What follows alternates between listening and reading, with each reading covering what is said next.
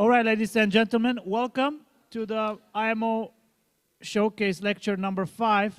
So today we will have with us only one speaker, Andrei Bud from Goethe University Frankfurt in Germany.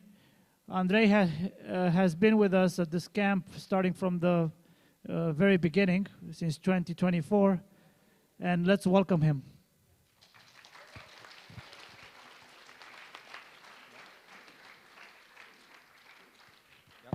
Thank you.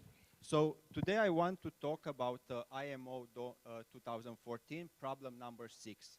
But the main point is that I don't really care about this problem, but I care about a more general setting. And it is something like this. It's blah, blah, blah, blah, blah, blah. I don't care how it starts. And then it asks to prove that a number of some things is greater or equal than a constant times square root of n. And the question would be, how do I address this kind of problems? And the answer is that usually what I have to do in such problems is not to look at the number of things that I want to count, but of pairs of things that I want to count, and say something about this set S. And in fact, there are several hard problems that are of this form and admit a problem, a solution of this form. And from this list, I can say the IMO 89 problem 3, the China TST problem 6 from 2022, the IMO shortlist number theory 6 from 2019, and of course, the problem that is in the title of this showcase, IMO 2014, problem number 6. Okay, but up to this point, it's just some kind of abstract nonsense. We just say, okay, we just look at pairs, and somehow magically we get the property that number is greater or equal than something with a square root. So let's see how this principle applies in practice. And let's start with a dummy case, a problem from Italy from 2005, which says the following. So we have a group of n students that is having a snowball fight. And they throw snowballs based on one simple rule. Each group of 3 students chooses a target and throw a snowball at him. So basically, each of the students throws n minus 1 times n minus 2 over 2 snowballs towards other students. And this is just a rephrasing of this. And the problem asks to prove that there exists at least one student who is targeted by at least this number of other students. And okay, we see that we have a third root of something, and our principle says that in this situation, when we want to prove that some number is greater or equal than something with a third root, we should look at the triplets of the things that we want to count. And this is exactly the case. We have n times n minus 1 times n minus 2 over 6 triplets of students.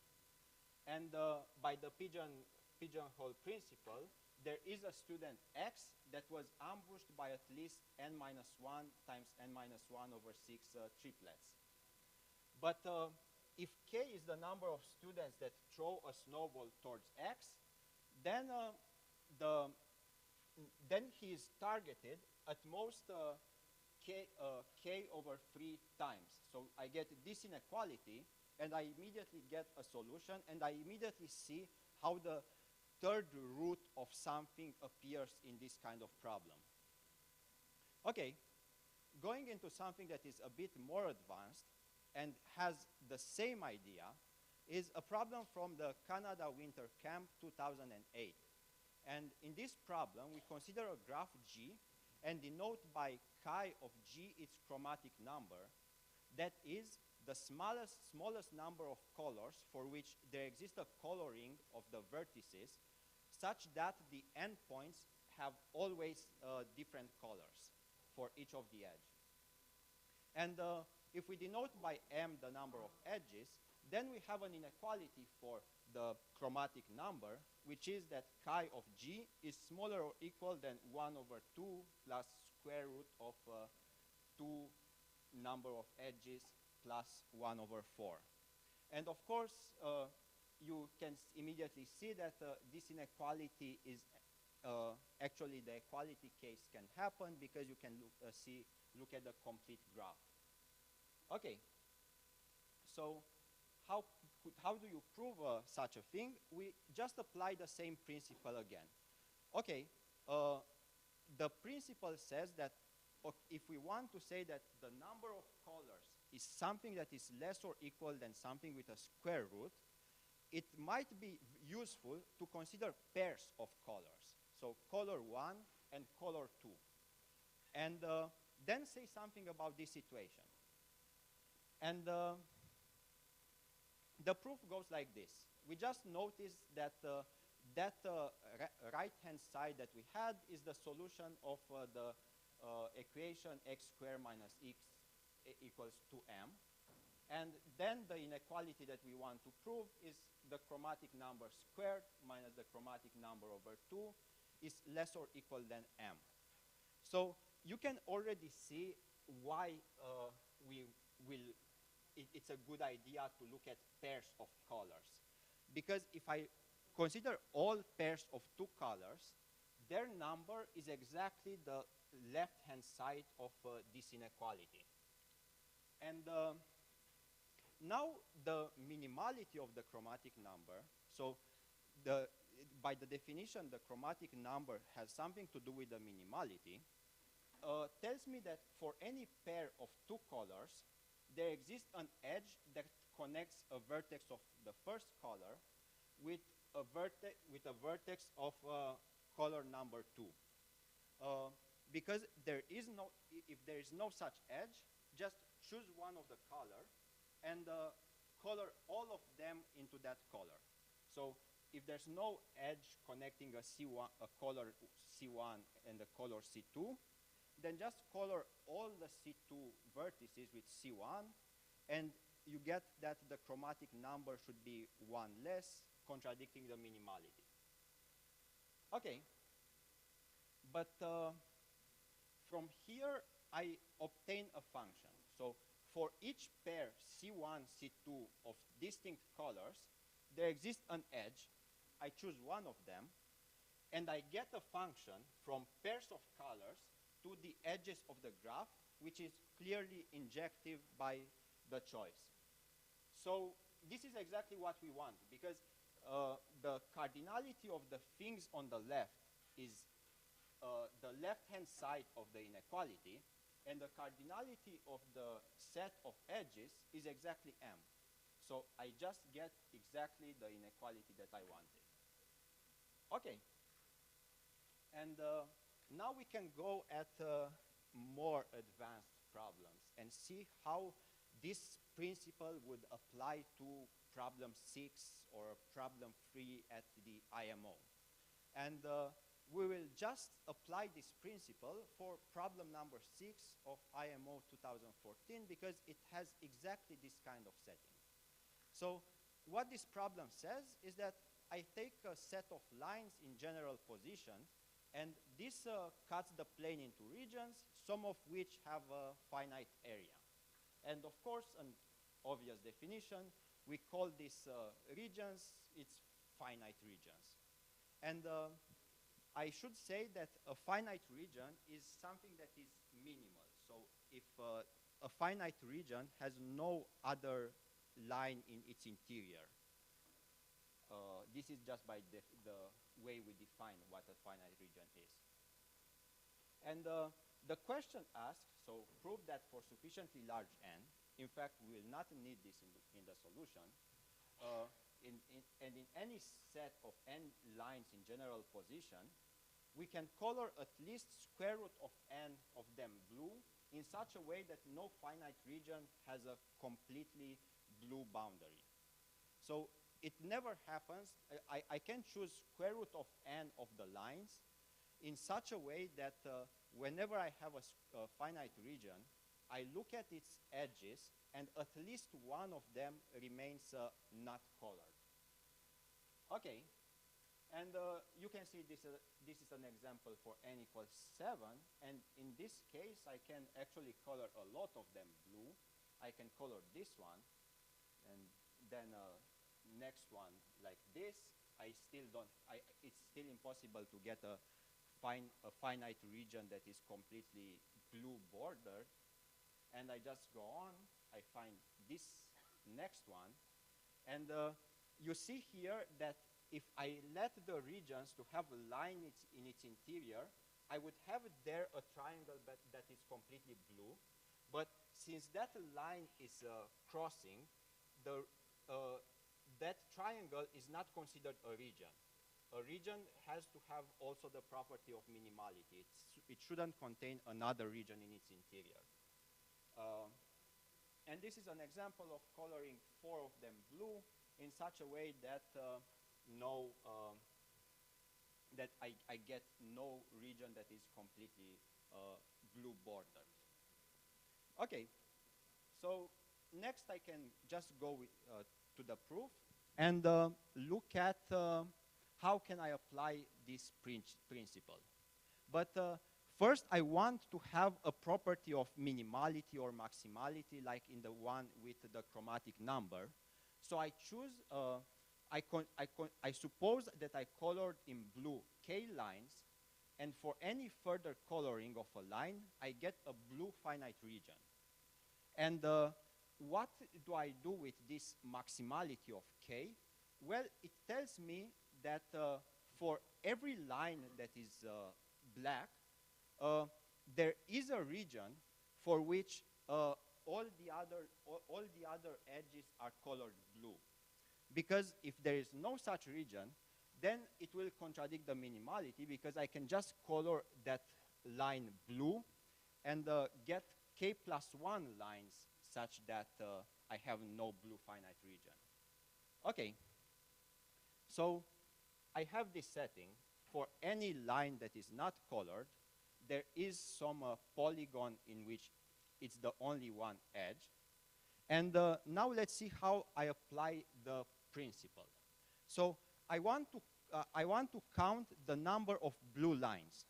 And I want the number of blue lines to be greater or equal than square root of n.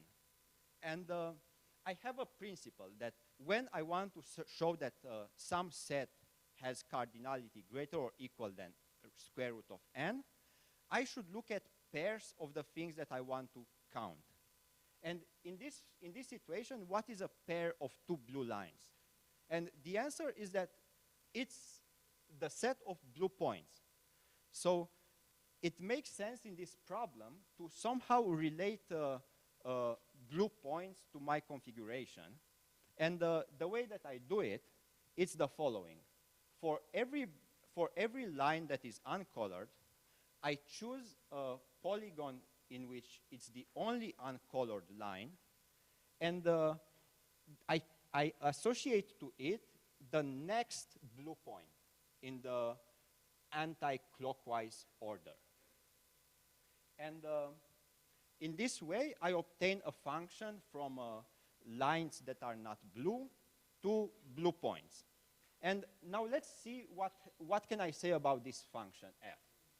And the most natural question would be that is f injective? And if in some case the answer is yes, then I can look at cardinalities. So I have lines that are not blue. This number is n lines minus k blue lines, so it's n minus k. And then the cardinality of the set of blue points is just k times k minus 1 over 2. So if f is injective, I would obtain this inequality. So I would get that k is at least something on the size of square root of 2n. So in this situation, I would get even better than what I wanted, that k is greater or equal than square root of n. I would get with some constant that is greater or equal than 1. But the thing is that this is not the case, but the map is actually at most 2 to 1, which is still good enough for our situation.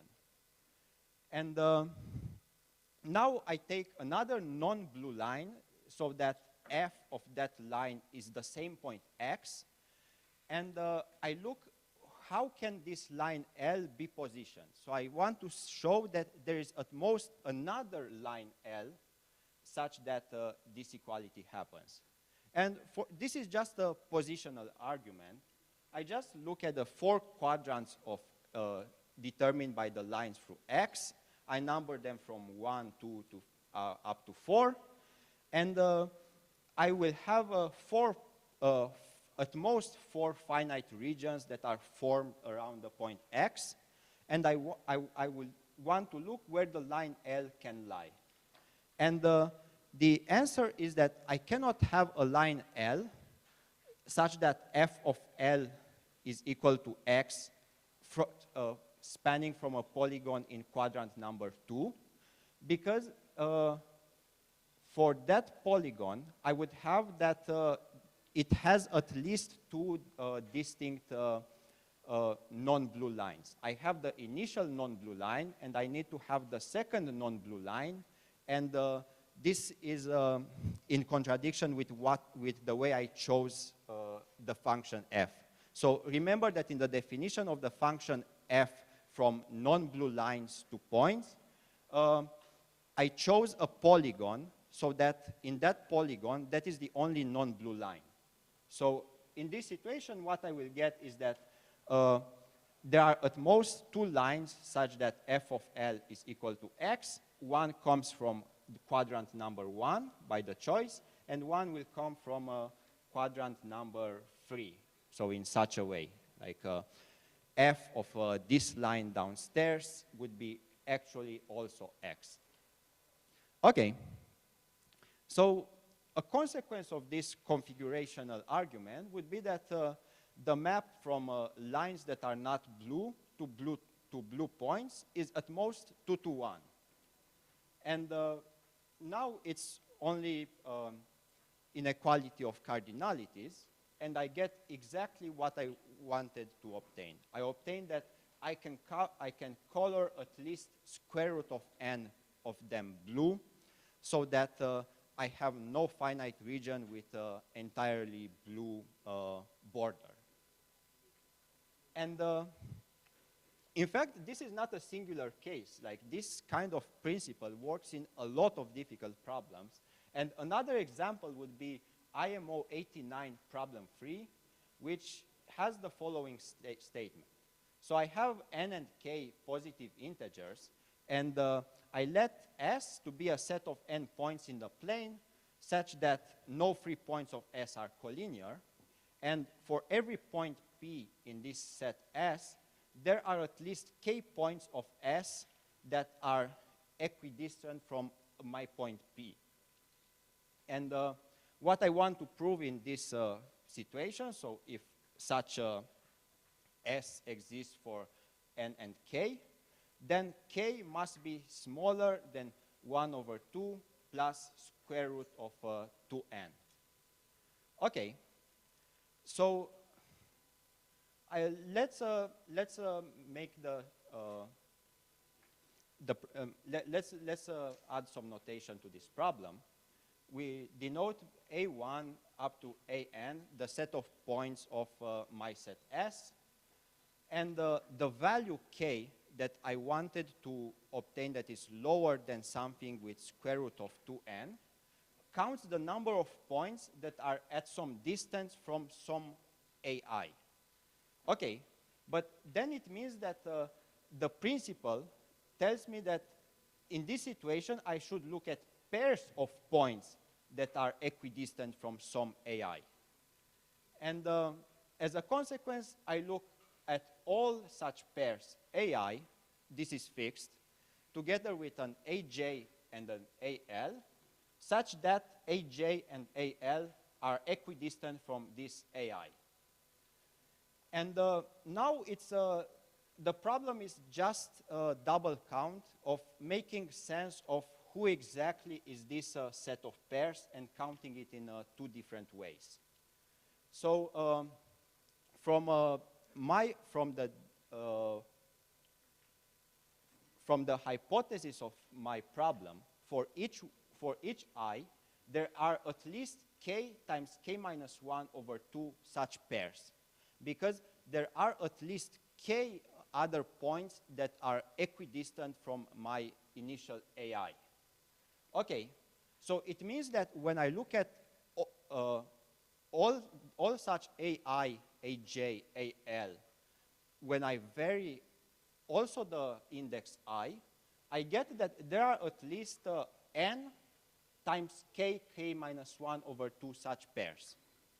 Okay, but now I can just look at an AJ and an AL, and in this situation, there are at most two choices for AI, so that AI AJ is equal to AI AL, because I have the condition that no free points are collinear, and if there are free choices, then there will be free points on the bisector of the segment AJ AL.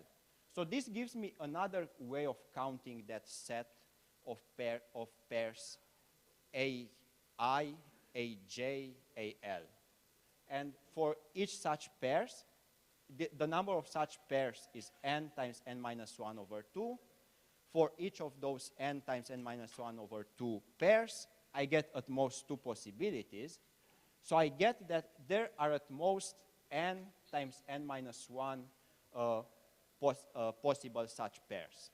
Okay, but now I just put the two inequalities together, and in the end, what I get is exactly a count of k as I wanted to obtain. So more or less, this is the principle that I wanted to outline. So whenever you have a problem that asks something related to square root of n, it might happen that it's a very hard problem. So you see that there are problem 3, problem 6 in a short list, and problem 6 in an IMO that have exactly this idea. And I think that one of the reasons that this idea can still appear in such problems is just the fact that not a lot of people have in mind this simple rule of just looking at pairs of the thing that you want to count.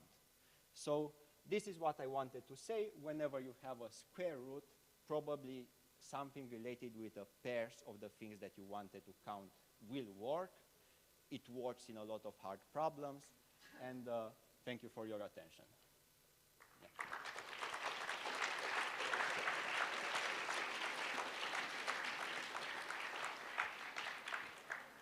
Questions, please.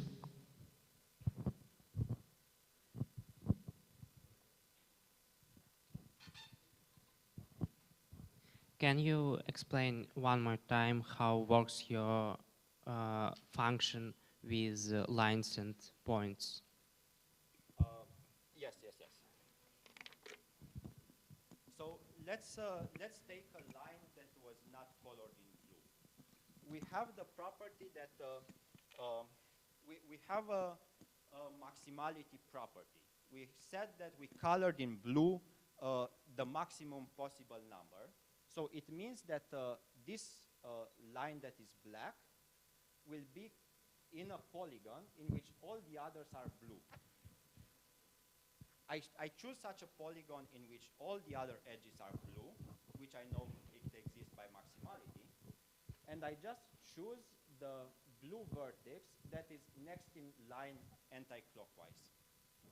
So this is how the function is defined. I make a choice of the polygon, and for that choice, I take anti-clockwise the first blue point.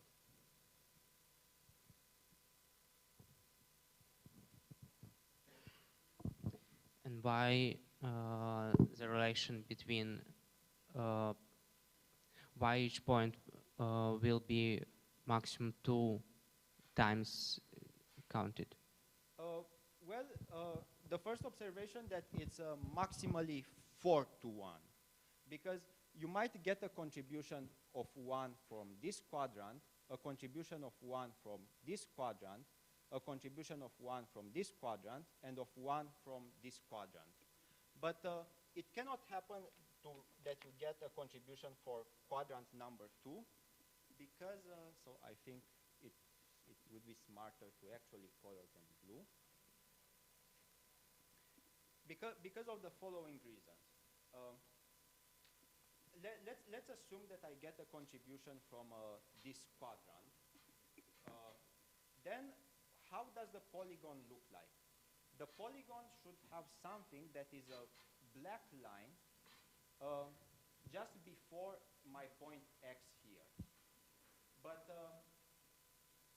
how does this polygon here look like? I say that it must contain also this black line, because otherwise, if it doesn't contain this black line, then there should be another line that cuts this thing here and contradicts the definition of a finite region. So a finite region is not cut by any lines in the interior. So it means that in this polygon there will be at least two lines that are not colored, but this is not how I defined the function f. The function f was dependent on a polygon that has only one. So I don't get a contribution from this side. I can get a contribution for this side, and I will not get a contribution from this side. So the function is at most 2 to 1.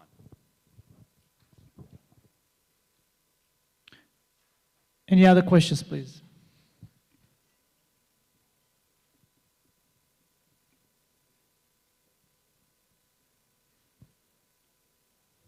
I see your hand there. Are you?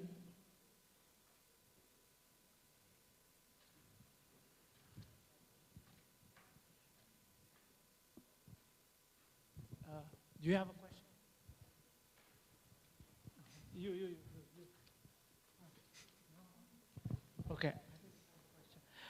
Any other questions?